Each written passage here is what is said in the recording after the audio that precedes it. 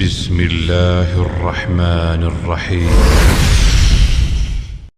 إن الحمد لله نحمده ونستعينه ونستغفره ونؤمن به ونتوكل عليه ونعوذ بالله من شرور أنفسنا ومن سيئات أعمالنا من يهده الله فلا مضل له ومن يضلل فلا هادي له وأشهد أن لا إله إلا الله وحده لا شريك له وأشهد أن محمدا عبده ورسوله أما بعد فإن خير الحديث كتاب الله وخير الهدي هدي محمد صلى الله عليه وسلم وشر الأمور محدثاتها وكل محدثة بدعة وكل بدعة ضلالة وفي رواية وكل ضلالة في النار.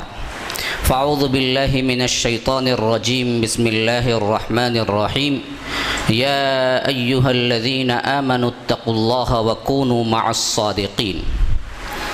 اللهم أرنا الحق حقا وارزقنا اتباعه وأرنا الباطل باطلا وارزقنا اجتنابه. اللهم علمنا ما ينفعنا وانفعنا بما علمتنا وارزقنا علما. رب اشرح لي صدري ويسر لي أمري واحلل عقدة من لساني يفقه قولي. معزز و محترم برادر مکرم مہمان خصوصی جناب ارشاد اللہ بیگ صاحب اور اسٹیج پر موجود علماء کرام اور برادران اسلام، واجب الاحترام بزرگوں، دوستوں اور عزیزوں، لائق احترام مائیں اور بہنیں، اللہ تبارک و تعالیٰ کا یہ بے انتہا فضل و احسان ہے کہ اس نے ہمیں دین کی توفیق عطا فرمائی اور اسی دینی سلسلے کی ایک کڑی آج یہ رائے پیٹا کے ایریے کے لحاظ سے ایک برانچ اوپن ہو رہی ہے، جس کا ہم نے نام منتخب کیا ہے معہد الامام ابن تیمیہ۔ معہد کا معنی ہے انسٹیٹیوٹ، اور انسٹیٹیوٹ میں عموماً تعلیمی دروس کی شکل میں ہوتے ہیں۔ انشاءاللہ ہم نام کے مطابق کام کرنے کی کوشش کریں گے، اگر آپ تمام لوگوں کا اسی طرح تعاون رہا تو اللہ تبارک و تعالیٰ نے ایک موقع ہمیں یہاں کے ماحول میں دین کا کام کرنے کا عطا کیا ہے۔ یہ صرف اس کا احسان ہے، ہماری اپنی کوئی کارکردگی اس میں نام کی بھی نہیں ہے، ہم تو صرف اللہ تبارک و تعالیٰ کے لیے ہے۔ الحمدللہ رب العالمین، الحمدللہ الذی انزل علی عبدہ الکتاب ولم یجعل لہ عوجا، الحمدللہ فاطر السماوات والارض جاعل الملائکۃ رسلا اولی اجنحۃ مثنی وثلاث ورباع، الحمدللہ الذی خلق السماوات والارض وجعل الظلمات والنور۔ اللہ تبارک و تعالی نے کئی سورتوں کی ابتدائی آیات الحمد سے شروع کیا ہے۔ سورہ فاتحہ الحمد سے ہے، سورہ انعام الحمد سے ہے، اسی طرح میں نے سورہ فاطر کی آیت پڑھی وہ بھی الحمد سے ہے، اسی طرح سبا ہے وہ بھی الحمد سے ہے، اور اسی طرح کہف ہے یہ بھی الحمد سے ہے۔ اللہ تبارک و تعالی نے کلام اللہ میں جب اس کی اہمیت کو ظاہر کیا اور بہت سے مقامات پر حمد کے ساتھ شروع کیا تو تمام تعریف اور مستحق لاحق شکر صرف اللہ رب العالمین کی ذات ہے، جس کے تعاون اور جس کی مدد سے اللہ تبارک و تعالیٰ کے اس دین میں ہمارے کا نام شامل ہو گئے ہیں کام کرنے کے سلسلے میں، ورنہ تو ہم ایسے ہیں سیاہ کار و گنہگار کہ اللہ تبارک و تعالیٰ کے دین کے سلسلے میں ہمارا کام کرنا یا کچھ ہونا یہ تو بعید بہت دور کی بات ہے، ہم تو سیاہ کار بندے ہیں۔ یہ اللہ کی رحمت ہوتی ہے کہ بندوں کو اللہ تبارک و تعالیٰ دین اسلام کی طرف رغبت دیتا ہے، کام کی توفیق ڈال دیتا ہے۔ یہ دراصل اسلام پر کوئی ہمارا اپنا اور ہم نے اسلام کے لیے کوئی مدد کی یہ نہیں ہے، بلکہ اسلام کی بہت بڑی مدد ہم نے قبول کر کے اور ہم پر اسلام نے کی ہے، ہم نے اسلام کے لیے کچھ نہیں کیا ہے۔ یہ چیز ہمیشہ ذہن میں رہنی چاہیے۔ تو غرض کہ معہد الامام ابن تیمیہ کے سلسلے میں عنوان بھی ابن تیمیہ رحمہ اللہ کی سیرت اور ان کے خدمات، ان کے کارنامے، یہ موضوع مجھے منتخب کرنا پڑا تاکہ لوگ یہاں کے جان لیں کہ خاص کر شخصیات کے لحاظ سے امام ابن تیمیہ کا علمی مرتبہ کیا ہے، کیا مقام رکھتا ہے۔ عمومی طور پر بعض نام ہیں جو مشہور ہو چکے ہیں، اس کے علاوہ نہ عوام جانتی ہے، نہ اچھے اچھے علماء اس پہ گفتگو کرتے ہیں۔ امام ابو حنیفہ رحمہ اللہ کا نام مشہور ہے، ہونا چاہیے، انکار تو نہیں ہے، لیکن جس طرح ایک نام کے پیچھے یا ایک شخصیت کے پیچھے لوگ لگے ہوئے ہیں، نہ دوسروں کے بارے میں جانتے ہیں، نہ علماء گفتگو کرتے ہیں، تو تاریخ میں ایسے معلوم ہوتا ہے کہ بس چند خاص ہی شخصیتیں ابھری تھی، اس کے علاوہ کچھ نہیں۔ بلکہ اس دین کی سب سے بڑی خاصیت یہی ہے کہ ہر 100 سال کے اندر کئی بڑے بڑے علماء ابھرے اس کائنات میں، اور اللہ تبارک و تعالی نے ان سے کام لیا۔ یہ کئی 100 علماء کرام اگر تاریخ اسلام کے 1400 سال پر محیط تاریخ کو پڑھیں گے، ہمیں ایک انبوہ کثیر نظر آتا ہے جنہوں نے اس اسلام کے لیے ایسے کارنامے انجام دیے، ایسے محیر العقول ان کے کام تھے کہ تاریخ بھی دنگ ہے، ہر پڑھنے والا بھی پریشان ہے کہ ایسے لوگ پیدا کیسے ہو گئے تھے۔ یہ رب العالمین کے فضل کا کمال تھا، اس کے قرآن اور حدیث کو سمجھنے کا کمال تھا کہ کمال کے اس مرتبے پہ پہنچے کہ کمال بھی حیران ہے کہ کیا ایسے بھی ہو سکتا ہے۔ کمال خود بھی حیران ہے کہ ایسے لوگ بھی پیدا ہو سکتے ہیں کہ اللہ تبارک و تعالی نے ہر صدی کے آخری میں یا ہر صدی کے شروعات میں، جیسا کہ بعض احادیث بھی اشارہ کرتے ہیں کہ مجددین کو پیدا کرتا ہے، تجدید کرنے والے، دین کو نئے سرے سے اس ماحول کے مطابق، اس کے چیلنجز کے مطابق اس کو توڑ کر برابر دین اسلام کو سمجھانے والے اللہ تبارک و تعالی ہر قرن کے، ہر 100 سال کے شروع میں یا آخری میں اللہ تبارک و تعالی اس امت کو دیتا رہے گا۔ جیسا کہ بعض احادیث میں یہ بھی آئی ہے بات کہ بنی اسرائیل میں اس کام کو انبیاء کرتے تھے، اور اللہ کے رسول صلی اللہ علیہ وسلم ہمارے اس امت کے آخری نبی ہیں، اس کے بعد کوئی نبی آنے والا نہیں، تو کوئی انبیاء آنے کا چانس ہی نہیں، تو انبیاء نہ آنے کی وجہ سے علماء و انبیاء کا کام کریں گے۔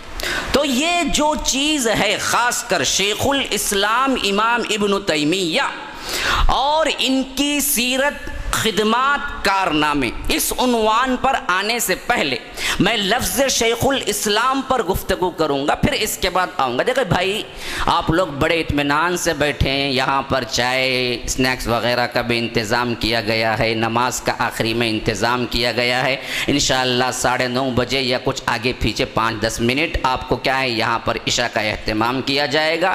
پریشان ہونے کی ضرورت نہیں ہے، درمیان میں موضوع دے رہا ہوں، لینے کی کوشش کریں، اور اس موضوع کے لیے آپ ہمتن گوش بن جائیں کہ اللہ رب العزت ہمیں اور آپ کو نیک توفیق عطا فرمائے۔ کہ میں کہہ رہا تھا کہ شیخ الاسلام کا یہ لقب ہی اتنا پیارا اور معزز لقب ہے کہ آج اس کو بڑا ہی پامال کیا جا رہا ہے۔ جس کو الف با بھی معلوم نہیں وہ بھی شیخ الاسلام بن جاتا ہے۔ کسی نے شیخ الاسلام تو نہیں ہے، شیخ البدعہ ہے، لیکن وہ شیخ الاسلام بن کے بیٹھا ہوا ہے۔ کوئی ایسا ہے جو شیخ الاسلام تو بہت دور کی بات ہے، وہ اسلام کا دشمن ہے، لیکن لام اس کا شیخ الاسلام پڑ گیا ہے۔ کوئی 2-3 سال پڑھ کے آتا ہے اور اسٹیج میں اس کو بلایا جاتا ہے، شیخ الاسلام آ رہے ہیں۔ یاد رکھیے شبلی نعمانی رحمہ اللہ بڑے پیارے انداز میں کہا ہے کہ شیخ الاسلام کے لیے سب سے اہم اگر ہم مختصراً بھی کہہ دیں تو 3 شرطیں ہونی چاہیے، 3 شرطیں ہونی چاہیے۔ یہ وہ کہہ رہے ہیں جنہوں نے سیرت النبی کو 8 جلدوں میں لکھا، اور سب سے پہلی اردو سیرت زاد المعاد کے طریقے پر اردو دنیا کے اندر آئی، جو ایک لائبریری تھے اپنے آپ میں خود۔ ان کا علمی اور ان کے فنونی طور پر جو اٹھان ہے، تاریخ داں حیران ہے، اور اس صدی کے ہیں، قریب کی صدی کے ہیں، علامہ شبلی نعمانی، اور ان کی سیرت النبی بڑی مشہور ہے سیرت کی کتابوں میں۔ تو یہ جو ہیں وہ خود ایک بہت بڑی علمی شخصیت ہیں، لیکن وہ کہتے ہیں کہ شیخ الاسلام اسلام کے لیے کم از کم 3 تو شروط ہم مختص کر سکتے ہیں۔ یہ کہ وہ دراصل علوم اسلامیہ متعلقہ جتنے ہیں اس پر عبور رکھتا ہو، اس پر کامل دسترس رکھتا ہو، خواہ وہ ایمانیات کا مسئلہ ہو، معاملات کا مسئلہ ہو، اسی طرح کیا ہے فقہ کا مسئلہ ہو، اسی طرح کیا ہے سیاسیات کا مسئلہ ہو، اسی طرح کیا ہے دوسرے علوم ہو۔ منطق اس زمانے میں بہت عروج پہ تھی، جس طرح آج کیا ہے سائنس عروج پہ ہو، اس کا مسئلہ ہو، جس کا بھی مسئلہ ہو، متعلقہ جتنے علوم اس دور میں ہوتے ہیں ان تمام علوم پر وہ کافی حد تک اپنے آپ میں علوم کی مہارت رکھتا ہو، نمبر 1۔ نمبر 2، وہ کوئی ایسا کارنامہ کیا ہو جس کے کارنامے کی دین کسی دوسرے کی نہ ہو، یعنی کوئی دوسرا کرتے ہوئے دیکھ کر نہ کیا ہو، اس کی اپنی سوچ سے اس نے کوئی ایک ایسا کارنامہ انجام دیا ہو جس کے لحاظ سے سوسائٹی کے اندر ایک بہت بڑی تبدیلی آ جائے۔ تیسرے نمبر پہ جس کارنامے پر اس نے عملی طور پر اور علمی طور پر کوشش کر کے سمجھائی ہو، اس کارنامے کو اسٹیبلش کرنے کے لیے، اس چیز کو بٹھانے کے لیے، اس چیز پر عمل درآمد کرنے کے لیے خود بھی تلوار اٹھائی ہو اور جہاد میں اپنے آپ کو مصروف رکھا ہو۔ یہ کہنے کے بعد اب دیکھیں بہت بڑی بات کہنے جا رہا ہوں، کوئی غلط نہ سمجھ لیں، غلط انداز نہ لیں، بات کو صحیح نہج پہ سمجھنے کی کوشش کریں۔ ہمیشہ کیا ہے بات کے 2 پہلو ہوتے ہیں، کوائن کے 2 سکے ہوتے ہیں، تو اس میں جو اچھا پہلو ہوتا ہے وہ اٹھانے کی کوشش کرنی چاہیے، برا پہلو لینے کی کوشش نہیں کرنی چاہیے، یہ شیطانوں اور فتنے بازوں کا کام ہوتا ہے۔ یہ کہنے والے جو علامہ شبلی نعمانی کیا کہہ رہے ہیں دیکھیے، وہ کہتے ہیں اگر آخری ایک شرط کو نکال دیا جائے، یعنی جہاد بالسیف، تلوار سے جہاد بھی کیا ہو مقصد اسلام کے لیے، تو ہمیں امام ابو حنیفہ، امام شافعی، امام احمد بن حنبل اور اس طرح کے امام بخاری، بڑے بڑے امام شیخ الاسلام نظر آتے ہیں۔ لیکن تیسری شرط بھی اگر مقرر کر دی جائے تو سوائے پوری تاریخ میں ابن تیمیہ کے علاوہ کوئی اور نظر نہیں آتا، جنہوں نے اپنی زندگی میں علوم میں بھی مہارت پیدا کی، اپنے طریقے پہ کسی کی تقلید میں نہیں، اپنے سوچ پر ایک ایسی تہذیب اور ایک ایسا اٹھان اٹھایا جو امت کے اندر بہت بڑا انقلاب کیا، اور جہاد بالسیف، تلوار سے جہاد کیا۔ اگر جہاد بالسیف کو نکال دیں گے تو ابو حنیفہ اس دائرے میں آئیں گے، امام مالک اس دائرے میں آئیں گے، احمد بن حنبل اس دائرے میں آئیں گے، اسی طرح کیا ہے محمد بن اسماعیل بخاری آئیں گے، مسلم قشیری آئیں گے۔ لیکن تیسری شرط بھی ہم عائد کر دیں تو پوری تاریخ اسلام میں ابن تیمیہ کے علاوہ کوئی اور نہیں ہو سکتا۔ اب اس سے اندازہ لگائیں کہ ابن تیمیہ کی شخصیت کیا ہو۔ اب بعض لوگ سوچ رہے ہوں گے چہنے والا ضرور اہل حدیث ہوگا جی، تبھی کیا کیا امام ابو حنیفہ کو گرایا ہے اور ابن تیمیہ کو اٹھایا ہے، سوچ رہے ہوں گے بہت سے لوگ۔ بات ایسی نہیں ہے۔ علامہ شبلی نعمانی حنفی ہے، یاد رکھ لیجیے، وہ کوئی اہل الحدیث نہیں ہے مسلکن۔ انہوں نے یہ بات جب کہی ہے تو یہ بھی یاد رکھ لیجئے، جب گواہی وہ لوگ دیں جو غیر متعلقہ ہوں، اس کی فیلڈ کے نہ ہوں، تو وہ معتبر گواہی۔ تو یہ ہے ابن تیمیہ کی شان تاریخ کے اندر، جو کہیں اور ہمیں نظر نہیں آتی ہے۔ اب آئیے شیخ الاسلام کی یہ 3 شرطوں پر کس طرح فٹ بیٹھتے ہیں امام ابن تیمیہ رحمہ اللہ، ہم مختصراً آپ کے ذہن میں خاکہ اتارنا چاہتے ہیں۔ پہلی چیز نوٹ کیجئے، امام ابن تیمیہ کی زندگی میں جہاد بالسیف کا مرحلہ بھی آیا، تاتاریوں سے جہاد کیا۔ دوسری چیز نوٹ کیجئے، قرآن اور حدیث پر اتنا عبور اور اتنا علم تھا کہ خود ان کے زمانے میں متفقہ طور پر بہت سے بڑے بڑے علماء نے یہ کہہ دیا کہ جس حدیث کو امام ابن تیمیہ کہہ دیں کہ میں نہیں جانتا، وہ حدیث ہی نہیں ہے۔ ابن تیمیہ سے اگر پوچھیں آپ اس حدیث کے بارے میں کیا کہہ رہے ہیں، اور ابن تیمیہ کہتے ہیں کہ میں اس کو نہیں جانتا، تو وہ حدیث ہی ہو نہیں سکتی۔ یہ ان کا مقام کو بتلانے کا مقصود ہے کہ کتنا اونچا حدیث میں مقام تھا. کوئی حدیث نہیں چھوٹی تھی. صحاح کے حافظ تھے. صحاح نہیں، صحاح کے علاوہ بے شمار اور کتابیں ہیں جو صحاح میں نہیں آتی ہیں. بخاری، مسلم، ابو داؤد، ترمذی، نسائی، ابن ماجہ، یہ 6 ہیں جو صحاح کے ہیں. احمد صحاح میں نہیں ہے. اس کے علاوہ دار القطنی ہے، دارمی ہے، یہ بھی صحاح میں نہیں ہے. مسند بزار ہے، یہ بھی صحاح میں نہیں ہے. الجامع الصحیح ہے، یہ بھی صحاح میں نہیں ہے. بے شمار اس کے علاوہ بڑی بڑی حدیث کی کتابیں ہیں جو صحاح کے اندر نہیں ہیں. 6 کتابوں کے اندر نہیں آتی ہیں، صحاح 6 جس کو کہا جاتا ہے. لیکن یاد رکھ لیجئے، اگر یہ کہہ دیں ابن تیمیہ کہ میں حدیث نہیں جانتا، تو علماء کہتے ہیں کہ گویا کہ وہ حدیث ہی نہیں ہے. تبھی ابن تیمیہ کہہ سکتے ہیں کہ نہیں جانتا. قرآن پر عبور کے سلسلے میں بتایا جاتا ہے کہ ابن تیمیہ رحمہ اللہ اس طرح تفسیر لکھا کرتے تھے کہ وہ جب مسند پہ سب سے پہلا درس دینے باپ کے انتقال پر بیٹھے، 22 سال کی عمر تھی، صرف 22 سال کی. ہمارے اپنے نوجوان 22 سال میں کیا جی سیکھ لیتے ہیں؟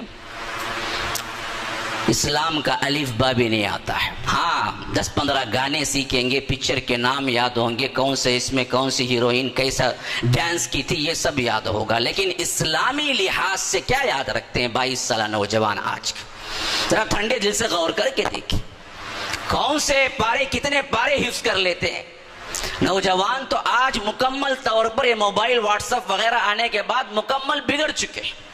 22 سالہ نوجوان مسند درس پہ بیٹھا ہے باپ کے انتقال کے بعد، وہی مسند پر جہاں باپ خطاب کیا کرتے تھے. وہ خود بھی ایک بہت بڑے عالم تھے. تو 22 سال کی عمر میں شہر کے قاضی القضات بھی آئے ہیں، عمرا بھی آئے ہیں، بڑے بڑے علماء بھی مجلس میں بیٹھے ہوئے ہیں. تقریباً 1-2 گھنٹے کے اوپر انہوں نے تقریر کی تھی. کہتے ہیں کہ صرف بسم اللہ الرحمن الرحیم پہ تقریر کی تھی. صرف ایک آیت بسم اللہ الرحمن الرحیم پہ اتنے نکات بیان کیے کہ حتیٰ کہ علماء دنگ رہ گئے کہ اس ایک بسم اللہ الرحمن الرحیم کی تفسیر میں اتنے نکات تھے. ہمیں تو کبھی دماغ بھی نہیں گیا وہاں پر. قرآن کی شغف کا یہ عالم تھا، حدیث کی شغف کا یہ عالم تھا. حتیٰ کہ ان کے مخالف کمال الدین، انہوں نے ہمیشہ ان کے ساتھ مناظرہ کیا ہے اور بادشاہوں کے کان بھرے ہیں. وہ خود شہادت دیتے ہیں کہ جب بھی میں کسی علم پر، کسی فن پر میں نے ان سے گفتگو کی تو مجھے ایسا لگا کہ اس فن پہ وہ امام ہیں، وہی وہ کچھ محنت کر کے پڑھے ہیں، دوسرا کوئی فن جانتے ہی نہیں ہے. اس پر ہر فن میں طاقت ہے. یہ شیخ الاسلام ابن تیمیہ پہلی شرط تو پورا کیا. دوسری شرط، کسی دوسرے کی تقلید کے بغیر اپنی سوچ سے انقلاب برپا کر دینا.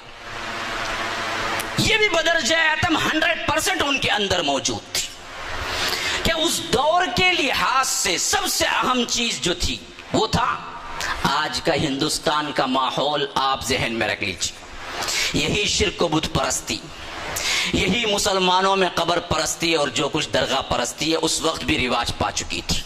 صوفیہ کا غلبہ تھا. جاہل لوگ اتنے تھے کہ لوگ اللہ اور مخلوق کو بھی ڈیفرنٹ کرنا شرک سمجھتے تھے.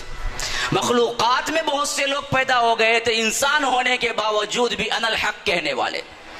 ابن عربی وہ شخصیت ہے جس نے کہا تھا کہ میں ہی خدا ہوں، انا الحق. یہ کچھ بگاڑ عقائد میں آ چکا تھا اور بزدل ایسے تھے کہ تاتاریوں سے جنگ کرنے کے بجائے اس وقت کے لحاظ سے تاتاری کو اللہ کا عذاب سمجھ کے بھاگتے تھے. اتنا کمزور اعتقاد ہو چکا تھا. ایسے ماحول میں ابن تیمیہ رحمہ اللہ نے آنکھیں کھولی ہیں اور انہوں نے امت کو ایسا جاندار بنایا اور اس طرح عقائد کو سنوارا کہ انہی کی کتاب الایمان ہے، انہی کی عقیدہ واسطیہ ہے جو آج تک مدارس میں درس کی حیثیت سے عقیدے میں شامل ہے. انہی کی حموی ہے، حمویہ. صرف چند سوالات لکھ کے بھیجے تھے عقیدے میں، تو انہوں نے کتاب لکھی عقیدہ الحمویہ الکبریٰ. یہ حمویہ ایک گاؤں کا نام تھا، وہاں سے سوالات آئے تھے، انہوں نے کتاب لکھ دی. چند سوالات ایسی کتاب لکھی کہ آج تک وہی کتاب کئی بڑے بڑے مدارس میں نصاب میں شامل ہے عقائد کے سلسلے میں. عقائد میں نہیں، حدیث میں جائیے، تفسیر میں جائیے، فقہ میں جائیے. فتاوی امام ابن تیمیہ 32 جلدوں میں موجود ہے، اور وہ فتاوے ایسے جاندار ہیں. آج بھی اگر کسی مسئلے میں آپ کو فتویٰ چاہیے تو وہ فتاوے کافی ہیں. تقریباً زمانہ اتنا گزر چکا ہے، 800 سال کا زمانہ گزر چکا ہے، لیکن آج بھی جاندار ویسے ہی لگتے ہیں. انہی مسائل پہ گفتگو کی ہے جو آج ہمارے لیے ضرورت مند ہے. تو اس طرح انہوں نے ہر فیلڈ میں انقلاب برپا کیا. اس سے پہلے نہ کوئی نظر آتا ہے، نہ اس کے بعد کوئی نظر آتا ہے. تیسری چیز، اللہ نے ماحول ایسا دیا تھا کہ جنگ کرنا پڑی. تاتاریوں کا فتنہ عروج پہ تھا. اس وقت یہ سپہ سالار کا سا کردار ادا کیا. بڑے ہی شجاعت کے ساتھ، دلیری کے ساتھ میدان جنگ میں کود پڑے. حتیٰ کہ میدان جنگ میں کود پڑنا تو کیا، بڑے بڑے عمرا جو اس میدان جنگ سے بھاگ رہے تھے انہیں اپنی تقاریر سے گرما دیا اور واپس بادشاہوں کو لا کے مصر کے بادشاہ وغیرہ سے جنگ کروائی تاتاریوں کے خلاف. تو یہ تینوں لحاظ سے شیخ الاسلام اگر فٹ تاریخ میں کسی پر بیٹھتا ہے تو وہ امام ابن تیمیہ رحمہ اللہ ہے. اور یہ شیخ الاسلام کا لقب بھی اتنا اونچا ہے، ہر کس و ناقص کے لیے استعمال کرنا اس لفظ کی توہین ہے. آج یہ عوامی لحاظ سے ایک برائی عام ہو چکی ہے. ذرا ذرا کوئی پڑھ لیتا ہے تو فضیلت الشیخ بن جاتا ہے. اور میرے لیے بھی کبھی کبھی اس میں بڑی ہی شرمندگی ہوتی ہے. فضیلت الشیخ کا مرتبہ تو کیا ہے، یہ جاوید اس کے پاؤں کی دھول کو بھی نہیں پہنچتا اور فضیلت الشیخ کہہ دیتے. میں تو ہمیشہ اپنے آپ کو ناچیز کہتا ہوں. فضیلت الشیخ کا مقام میرا ہے ہی نہیں. میں معذرت کے ساتھ کہہ رہا ہوں، شیخ کو کبھی مجھے فضیلت الشیخ کے لقب سے نہ پکار. یہ سب بڑے بڑے علماؤں کے القاب ہیں، ہمارے لیے نہیں ہیں. ہم تو ابھی طفل مکتب ہیں اس معاملے میں. ہمارے لیے فضیلت الشیخ یا شیخ الاسلام، یہ بعض لوگ ڈھنڈورا پٹواتے ہیں، یہ سب کچھ غلط ہے، لفظ کی توہین ہے. ہم تو ابھی طفل مکتب ہیں. اس حیثیت سے ذہن میں رکھ لیجیے. اب آئیے مختصر زندگی کا خاکہ آپ کو پیش کرتا ہوں. شیخ الاسلام امام ابن تیمیہ رحمہ اللہ پیدائش کے اعتبار سے ہجری 660 پر 661 ہجری میں شام، عراق اور ایران کے درمیان ایک گاؤں ہے حران. وہاں پر 10 ربیع الاول اس میں پیدا ہوئے. اور باپ کا نام تھا عبد الحلیم بن عبد السلام، ماں کا نام تھا فاطمہ. اور انہوں نے جب اس دنیا میں آنکھیں کھولی تو بڑے ہی علمی گھرانے، اور باپ بھی بہت بڑے عالم تھے، ماں بہت ہی عابدہ اور زاہدہ تھی. میں ہمیشہ کہا کرتا ہوں کہ جہاں بڑے بڑے لوگوں کا نام آتا ہے ان ناموں کے پیچھے ماؤں کا نام آتا ہے. جس کی ماں غلط ہو اس میں سے کوئی اچھا پھل نہیں نکل سکتا. جس کی جڑیں خراب ہوں وہاں سے کوئی اچھا پھل آنے کی امید نہیں کی جا سکتی. اس وجہ سے بیویوں کا انتخاب کرو تو بھی سوچ کے کرو. اور جب کوئی بیوی ماں بن جاتی ہے تو وہ بگڑی ہوئی ہے تو اچھی بن جائے، کیونکہ اولاد پر اس کا اثر پڑتا ہے. امام ابو حنیفہ رحمہ اللہ کے ماں کا بھی بہت بڑا واقعہ ہے کہ انہوں نے سچائی کا درس کس طرح دیا تھا. ان کی ماں بھی بڑی عظیم تھی. امام ابن تیمیہ رحمہ اللہ کی ماں کے بارے میں بھی آتا ہے کہ وہ اتنی عبادت گزار حافظہ تھی اور تہجد کبھی نہیں چھوڑا تھا. یہی چیز بیٹے میں منتقل ہو کے آئی تو وہ شیخ الاسلام امام ابن تیمیہ بنا. خواتین موجود ہیں، سن رہی ہیں، بس میں ان سے یہی درخواست کر رہا ہوں کہ اگر ولو بالفرض بیوی بنتے وقت کچھ بگاڑ تھا تو اللہ کے لیے ماں بنتے وقت صلح کر لیجئے. ماں بنتے وقت کم از کم اس بگاڑ کو چھوڑ دیجئے. ماں بنتے وقت سمجھیے کہ اب تم صرف ایک شوہر کی نہ رہی، بعد میں تم نسل کی ماں بننے والی ہو. نسل خراب ہو جائے گی اگر تم بگڑی ہوئی ہو. تو امام ابن تیمیہ رحمہ اللہ کی ماں بھی بڑی عابد زاہدہ تھی. اور ابن تیمیہ اصل میں ان کا نام نہیں ہے، ان کا نام رکھا گیا احمد، اور ان کا لقب تھا تقی الدین. اور ان کی کنیت تھی ابو العباس۔ ابن تیمیہ اصل میں ان کے دادا کی ایک بیٹی تھی جس کا نام تھا تیمیہ۔ وہ دادا کی محمد بن خضر کہتے ہیں ان کے دادا کو۔ ان کے دادا کی جو بیٹی تھی ابن تیمیہ، وہ اتنی عابدہ اور زاہدہ تھی، پارسا تھی، کہ خاندان بھر میں مشہور ہوئی۔ جب ان کا انتقال ہو گیا تو خاندان والوں نے اپنے خاندان کو ان کی طرف منسوب کر دیا، تو اس وجہ سے خاندانی لحاظ سے تیمیہ کہلائے۔ عبدالسلام، عبدالحلیم، یہ بھی تیمیہ ہی ہیں، لیکن خاندانی لقب سے جو مشہور ہوئے وہ امام ابن تیمیہ ہے۔ اصل میں ان کا پورا نام یوں بنتا ہے، امام تقی الدین ابو العباس احمد ابن تیمیہ رحمہ اللہ۔ نام احمد، کنیت ابو العباس، لقب تقی الدین، یہ ہے ان کا پورا نام۔ والد کا نام عبدالحلیم بن عبدالسلام، والدہ کا نام فاطمہ۔ ڈیٹ آف برتھ 10 ربیع الاول 660 پر 1 ہجری پیدا ہوئے حران کے اندر۔ جب بچپن ہی کا موقع تھا تو ان کے وہ جو کہتے ہیں نا جی ہونہار بروا کے چکنے چکنے پات، یہ دراصل فارسی کا محاورہ ہے۔ جو ہونہار بننے والا ہوتا ہے اس کی چمک پہلے ہی آنی شروع ہو جاتی ہے۔ ہونہار جو بھی ہیں ان کے اٹریکشن، ان کے جو کچھ ایکشنز ہوتے ہیں بچپن ہی میں کچھ نرالے ہوتے ہیں۔ یہ ذہین و فطین تو خاندان میں مشہور ہی تھے، لیکن ان کے کیریکٹر کے لحاظ سے بھی بہت سے چینجز تھے جو بچپن ہی میں شہادت دے رہے تھے کہ یہ کوئی بہت بڑا عالم بننے والا ہے۔ کہتے ہیں کہ ان کے حافظے کے بارے میں 7 سال کے اندر ہی مشہور ہو گیا تھا کہ ایک بار جب سلیٹ پہ دیکھ لیتے ہیں پھر وہ بھولتے نہیں۔ کمپیوٹر میں بھولات ہو سکتی ہے، وائرس آ سکتا ہے اور ہارڈ ڈسک فیل ہو سکتی ہے، لیکن اللہ نے دماغ ان کو ایسا دیا تھا کہ ان کا دماغ جب کوئی پکچر کیپچر کرتا تو وہ کبھی پھر خلل نہیں آتا۔ برسوں پہلے دیکھے ہوئے کتاب بھی حوالہ دیتے وقت سامنے موجود نہیں ہوتا، لیکن حوالہ برابر دیتے۔ تو ایک مرتبہ وہاں کے مشہور عالم ابن حلبی وہ آتے ہیں اور پوچھتے ہیں کہ ایک بچہ بڑا مشہور ہے جو احادیث کے سلسلے میں جو بھی آپ پوچھے سوال کا جواب دیتا ہے، وہ بچہ کون ہے؟ ایک درزی کی دکان تھی، وہاں پر انہوں نے پوچھا تھا تو درزی نے کہا کہ برابر ٹھیک وقت پہ پہنچے، ابھی مدرسہ جائے گا وہ بچہ سلیٹ لے کے، آپ دیکھیں تب میں بتا رہا ہوں۔ تھوڑی دیر گزری، ابن تیمیہ سلیٹ لے کے جا رہے تھے، بڑی تختی تھی، سیاہ تختی، تو انہوں نے بچے کو بلایا اور کہا کہ بیٹا وہ جو کچھ بھی ہے اس میں مٹا دو، میں کچھ احادیث لکھ رہا ہوں۔ تو انہوں نے مٹا کے دے دیا، 13 احادیث انہوں نے لکھوایا۔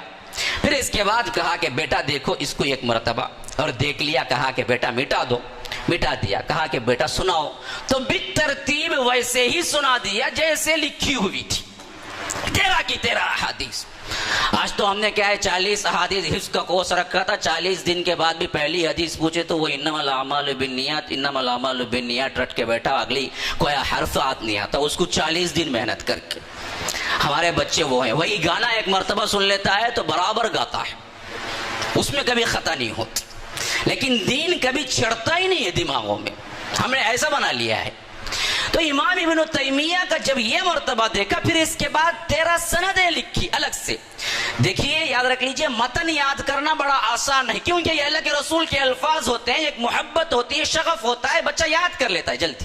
لیکن سند کا جو معاملہ ہے وہ بڑا ہی عجیب ہے، ناموں کو یاد رکھنا، فلاں ابن فلاں ابن فلاں ابن فلاں، آپ اپنے خاندان کے 10 نام یاد نہیں رکھ سکتے۔ آج تو باپ اور ماں باپ کی اتنی قدر ہے ماشاءاللہ کہ بچے کو باپ کا نام پوچھیں تو بھی سوچ کے بتلاتا ہے، پھر اس کے بعد دادا کا نام پوچھے تو معلوم نہیں بتاتا۔ پرانے زمانے میں کم از کم پردادا تک جاتا تھا، میرے باپ کا نام یہ، دادا کا نام یہ، ان کے باپ کا نام یہ، اتنا تو بولتے تھے۔ اب تو زمانہ کیا ہے، باپ کا نام بھی سوچ کے بولتا انہیں کیا بولوں بول کے، اس کے بعد دادا تو معلوم نہیں بول دیتا وہ۔ 10 ناموں کو یاد رکھنا بھی مشکل ہے، لیکن نام سند میں جتنے بھی آئے ہیں 13 سندیں، پھر اس کے بعد انہوں نے مٹا ڈالی اور پوچھا کہ بیٹا آپ سند بتاؤ، تو پورے سند ایسے ہی ذکر کرتے۔ تو اس وقت ان کی زبان سے نکلا کہ اگر یہ بچہ زندہ رہا تو دنیا کے اندر بہت بڑا عالم اور رتبہ پائے گا، اور واقعتاً وہ بچہ زندہ رہا اور بہت بڑا رتبہ پایا۔ تو مسئلہ اب آئیے پھر سلسلے وار ان کی زندگی کے جو کچھ میرے پاس وقت ہے اس پر میں آپ کو کیا ہے پورا خاکہ دے دوں کہ 6-7 سال کی عمر میں تاتاریوں نے عراق پہ حملہ کر دیا. وہ زمانہ تھا اس وقت جب تاتاری پھیل گئے تھے. تاتار وہ تھے جو قبائلی لوگ تھے، جھگڑالو تھے، جنگجو بھی تھے، وحشی بھی تھے. یہ قرآن کی بات میں بھی صحیح بیان کر رہا ہوں. تو اس نے کہا کہ کیا بات کرتے ہو، تو قرآن میں تو پورا کا پورا شرک بھرا ہوا ہے، میری بات میں توحید ہے.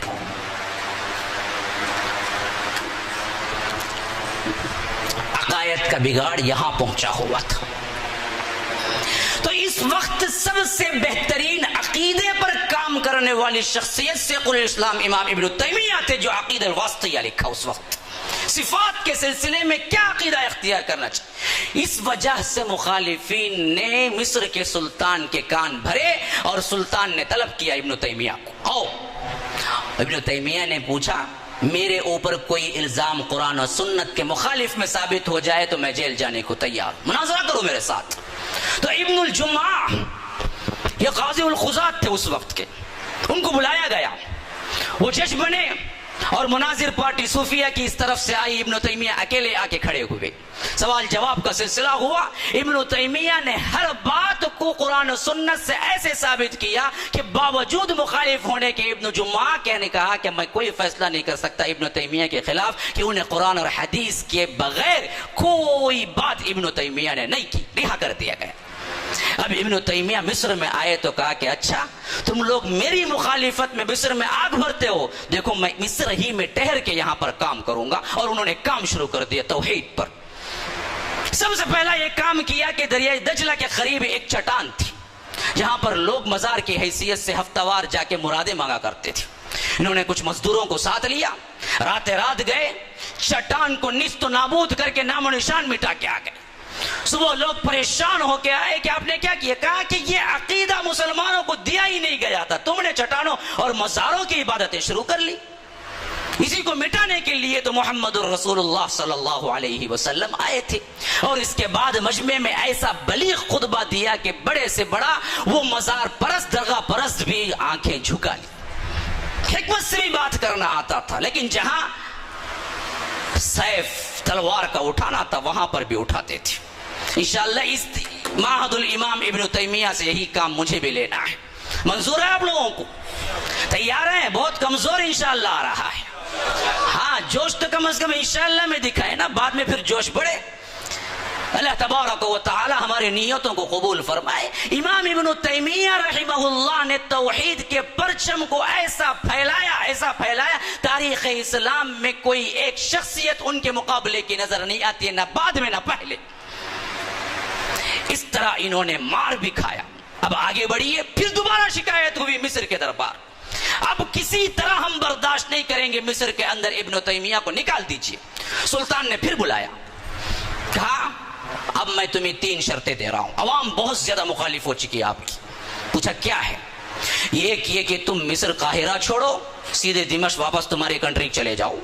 پوچھا دوسرا کیا ہے؟ کہا کہ دوسرا یہ کہ تم مصر قاہرہ چھوڑو یا تو اسکندریہ چلے جاؤ. کہا کہ پوچھ رہا تیسرا کیا ہے؟ کہا کہ یا تو جیل چلے جاؤ. انہوں نے کہا کہ احب الی مما یدعوننی الی. حضرت یوسف علیہ السلام کو جس وقت وہاں پر گناہ کی دعوت زلیخا نے دی تھی، عزیز مصر کی بیوی نے، اور جب انہوں نے انکار کر دیا تو ان سے پوچھا گیا، تو اس وقت رب العالمین کے دربار میں جب ہاتھ اٹھائے حضرت یوسف نے تو اس وقت دعا کی حضرت یوسف نے کہ اے رب العالمین احب الی مما یدعوننی الی. یہ جس گناہ اور زنا کی طرف بلاتی ہے عزیز مصر کی بیوی، اس گناہ کے کرنے سے تو میں محبوب رکھتا ہوں کہ جیل چلا جاؤں. آخر جیل گئے. ابن تیمیہ نے بھی یہی آیت پڑھ کے کہا کہ مجھے جیل جانا منظور ہے، مجھے جیل بھیج دیجیے. بادشاہ مجبور ہو کے، دل سے مانتا تھا، عزت کرتا تھا، دل کے ہاتھوں مجبور، روتا ہوا، آنسو آنکھوں میں، لیکن جیل بھیجا. پوری عزت و اکرام کے ساتھ بھیجا. غلام بھی دیا، دوات بھی دیا، قلم بھی دیا کہ تم لکھو اندر، صرف پھرنا نہیں ہے. ابن تیمیہ پھر وہاں پر بھی دین کا کام شروع کرتے. وہاں پر ہی انہوں نے وہ کتابیں لکھی جو صوفیہ وغیرہ کے سلسلے میں ان کے تاروبوت کو کھول کے رکھ دینے والی تھی، تار تار کر دیا تھا ان کے تمام عقائد کو، اور کتاب و سنت کے عقیدے کو اس طرح جاگوزی کیا کہ آج تک انہی کی کتابیں درس کے اندر موجود ہیں۔ علماء اسلام میں بڑے بڑے جتنے بعد کے شیخ الاسلام ہیں وہ امام ابن تیمیہ کی کتابوں کی دین ہے، خواہ وہ بن باز ہوں، خواہ وہ عثیمین ہوں، خواہ وہ دوسرے کوئی اور شیخ الاسلام ہوں، امام ابن تیمیہ کی کتابوں کے بغیر کوئی شیخ الاسلام نہیں بن سکتا، خاص کر ان کی اقتضاء الصراط المستقیم۔ یہ کتاب ولی بنانے والی ہے، امام بنانے والی ہے، اسی کو پڑھ کے بن باز نے بن باز بنا رحمہ اللہ۔ آپ پڑھیں گے، علمی دنیا میں آئیں گے تو آپ کو پتہ چلے گا وہ کتاب کی عظمت کیا ہے۔ تو ابن تیمیہ رحمہ اللہ پھر جیل میں بھی 18 ماہ تک پڑے رہے، یہاں تک کہ ایک عربی بدو نے بادشاہ کے دربار میں جا کے ایسی تقریر کی کہ اس کے دل کو گرما دیا، تو اس نے کہا کہ خیر میں رہا کرتا ہوں لیکن تیری ذمہ داری ہے کہ تو لے کے کہیں نکل جا، تو وہ ان کو لے کے اسکندریہ نکل گیا۔ وہاں پر پہنچے تو انہوں نے کہا کہ مجھے اسکندریہ میں کام کرنا نہیں ہے، مجھے دمشق ہی بھیج دیجئے۔ دمشق کو واپس پہنچ گئے، اور وہاں پر جب پہنچے تو دیکھا کہ ایک عیسائی نے محمد الرسول اللہ صلی اللہ علیہ وسلم پر کچھ نازیبہ الفاظ کہے اور دین اسلام کو نیچا کر کے مذہب مسیحیت کو زیادہ بلند کر کے پیش کیا ہے، اس کا نام عناف تھا۔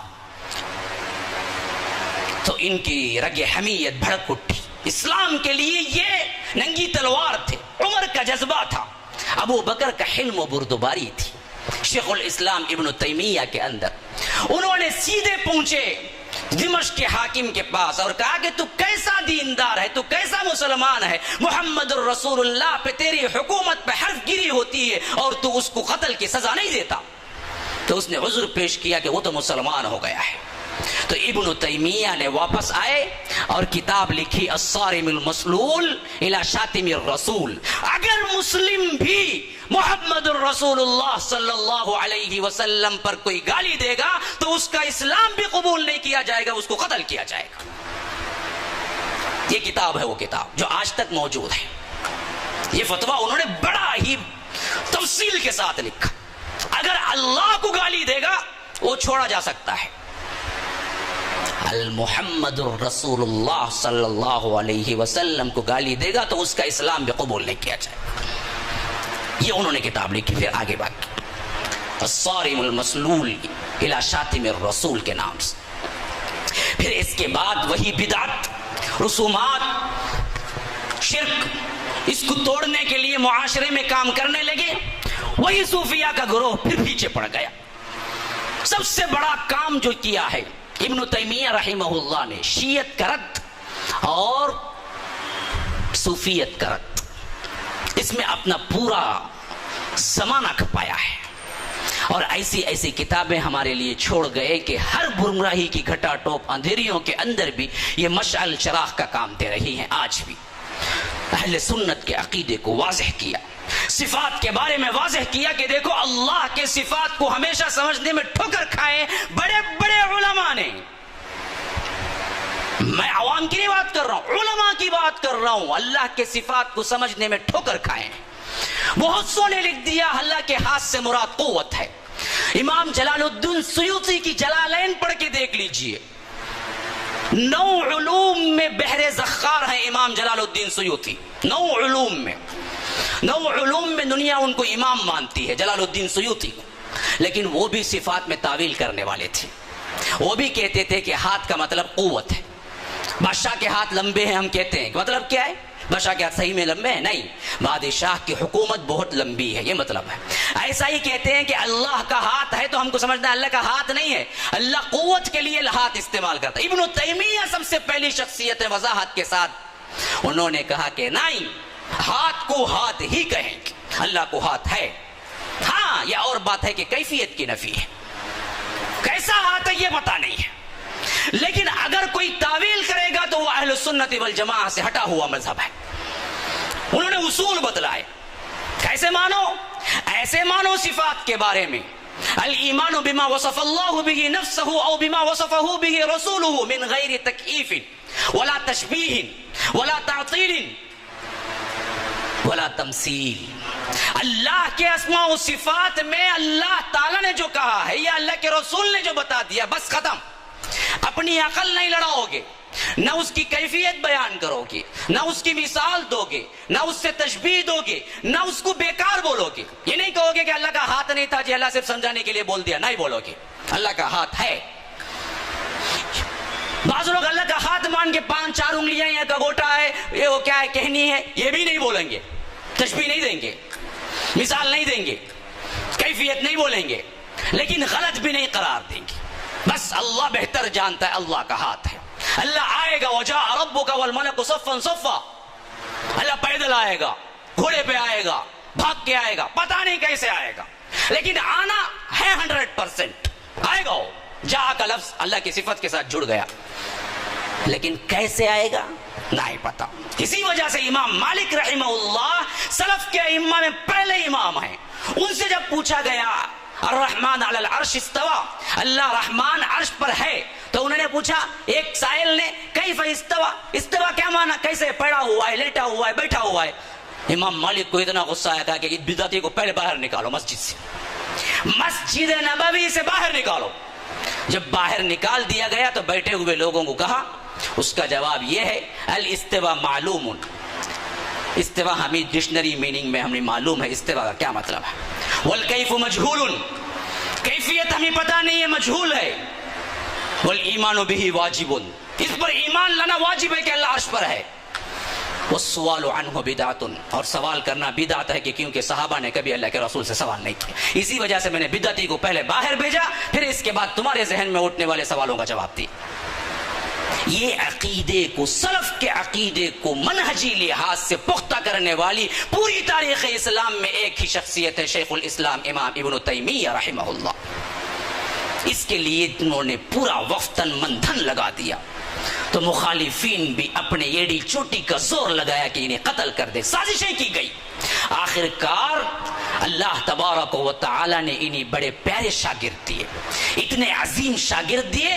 جس طرح آپ پھل سے درخت کو پہچان سکتے ہیں، اسی طرح صرف ان کے شاگردوں سے استاد کے مرتبے کو پہچان سکتے ہیں. ایک ان کے شاگرد ہیں امام ابن القیم، یہ وہ شاگرد ہیں جن کو علماء نے مانا ہے کہ ان کی طرح ذہین و فتین دنیا کے اندر کوئی اور پیدا نہیں ہوا. سیرت پہ سب سے مبسوط ترین کتاب بڑی صرف ابن القیم رحمہ اللہ کی ہے. جتنی سیرتیں بعد میں لکھی گئی سب اس کی کاپی ہیں، انہی سے لیا ہے. زاد المعاد 5 جلدوں کے اندر. اور ایک دوسرے ان کے شاگرد ہیں امام ابن کثیر رحمہ اللہ.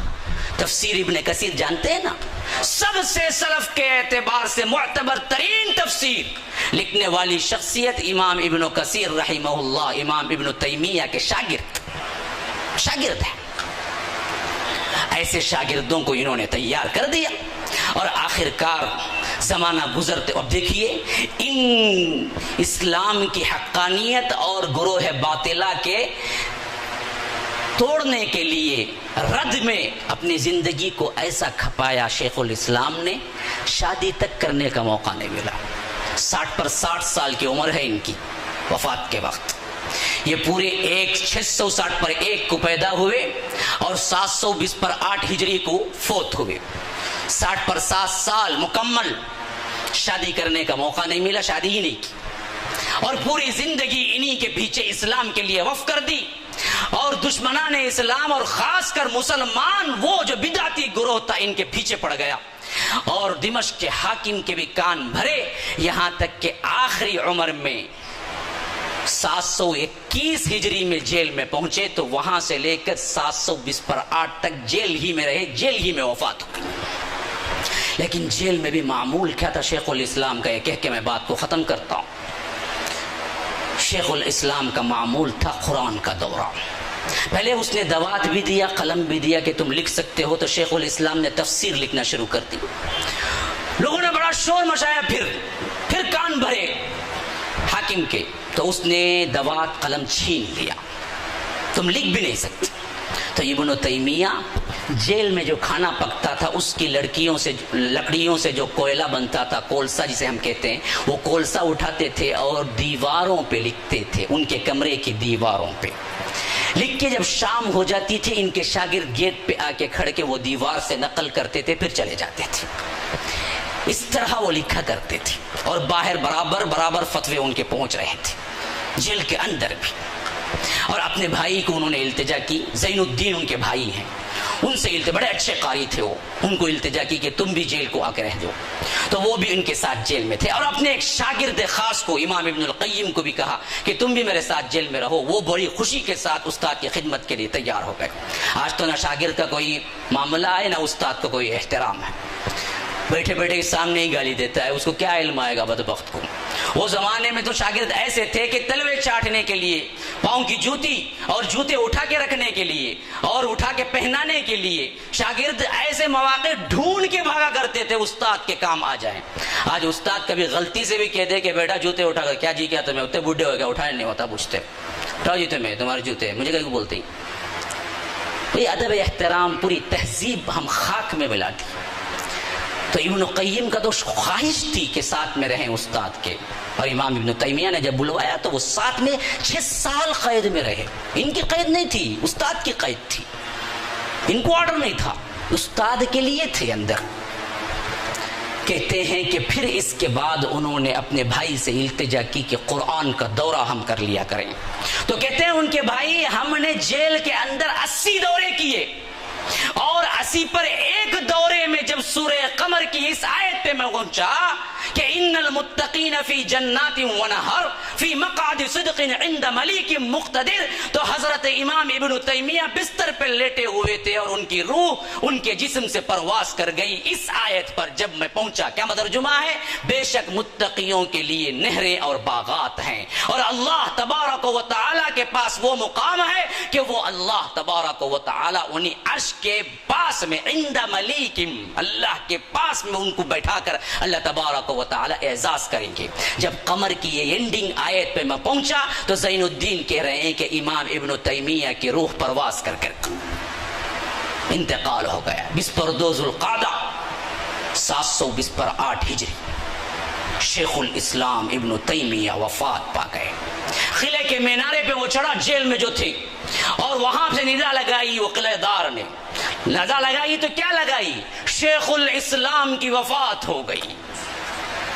جنازہ جب پڑھا گیا کہ وہ زمانے میں نہ کوئی میڈیا تھا، نہ نیوز تھی، نہ یہ ٹیکنالوجی تھی، لیکن پھر بھی صرف اور صرف زبانی طور پر اتنا جلدی پھیلا کہ 3 لاکھ افراد جنازے کے اندر شریک ہوئے. تو اس جنازے میں کسی نے پکار لگائی، یہ ہے اہل سنت کی جنازے کی شان. اہل سنت جب مرا کرتے ہیں، آج ہم نے کیا اہل بدعت کو اہل سنت کے نام دے رکھے ہیں. لکھے ہوں گے مسجد پہ اہل سنت والجماعت کی مسجد، کیا نہیں کرنا؟ انگلی ہلانا نہیں. اچھا جی، تو سنت کا انکار کرو، اہل سنت کی جماعت کی مسجد لکھو. عجیب بات ہے تمہاری. تو ہم نے یہ نام چھوڑا، ان لوگوں نے اختیار کر کے جھوٹ پہ اتنے بار جھوٹ بولا کہ وہ سچ بن گیا.